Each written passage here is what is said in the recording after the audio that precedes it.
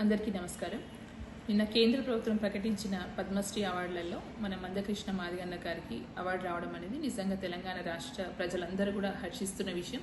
ముందుగా మందకృష్ణ మాదిగ గారికి మా అందరి తరఫున శుభాకాంక్షలు తెలియజేసుకుంటున్నాను.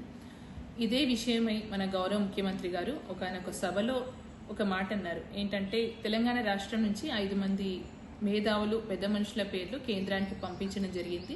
అది గదరన్న గారు కావచ్చు, చుక్క రామయ్య గారు, అలాగే మన గోరెంటి వెంకన్న గారు కావచ్చు, అందశ్రీ గారు కావచ్చు, అలాగే తిరుమలరావు గారు కావచ్చు. వీళ్ళందరి పేర్లు కూడా పంపించాము. కానీ ఒక్కరిని కూడా కేంద్ర ప్రభుత్వం పరిగణలోకి తీసుకోకపోవడం అనేది బాధాకరమని బాధ వ్యక్తం చేస్తూ ఖచ్చితంగా మరొక్కసారి కేంద్రానికి ఒక లేఖ రాస్తాము, మరి దీనిపైన పునరాలోచన చేయాలని గౌరవ ముఖ్యమంత్రి గారు అనడం జరిగింది.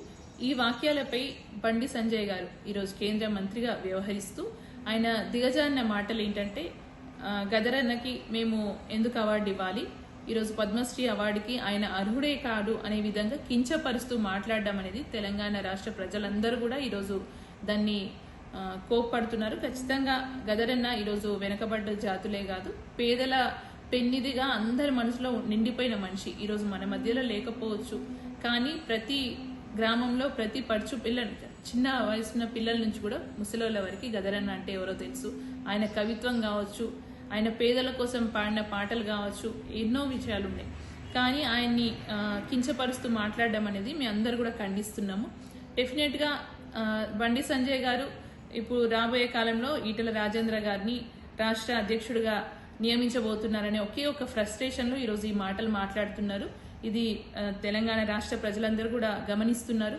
మీరు ఒకసారి ఆలోచించాల్సిన అవసరం ఉంది. ఈరోజు పద్మశ్రీ అవార్డు అంటే ఒక బీజేపీ పార్టీకి పనిచేసిన వాళ్ళకో, లేకపోతే పార్టీ కండువా కప్పుకున్న వాళ్ళకో, జెండా మోసిన వాళ్ళకో కాదు, గౌరవ స్థానంలో ఉన్న గౌరవ వ్యక్తులకు ఇచ్చే అవార్డుగా ఈరోజు పద్మశ్రీ అవార్డు ఉంది. అది ఓన్లీ పార్టీకి సంబంధించింది కాదు, కేంద్ర ప్రభుత్వం ఇచ్చే ఒక గుర్తింపు. అది మీరు గ్రహించుకోకుండా మా పార్టీకి పనిచేసిండ్రా, వాళ్ళ భావజాలాలు వేరే అని మాట్లాడడం అనేది నిజంగా ఇది చాలా బాధాకరమైన విషయం. గదరన్న అంటే ఏంటో, గదరన్న పాట కావచ్చు, గదరన్న మాట కావచ్చు, ఈరోజు తెలంగాణ రాష్ట్రమే కాదు ప్రతి పక్క రాష్ట్రాలలో కూడా చాలా ప్రాముఖ్యత గల వ్యక్తిగా ఈరోజు గదరన్న మిగిలిపోయిన వ్యక్తి. అలాంటి వ్యక్తిని మీరు కించపరచడం ఈరోజు తెలంగాణ రాష్ట్ర ప్రజలందరూ కూడా చూస్తున్నారు. ప్రతి ఒక్కరు కూడా ఇది ఖండిస్తున్నారు.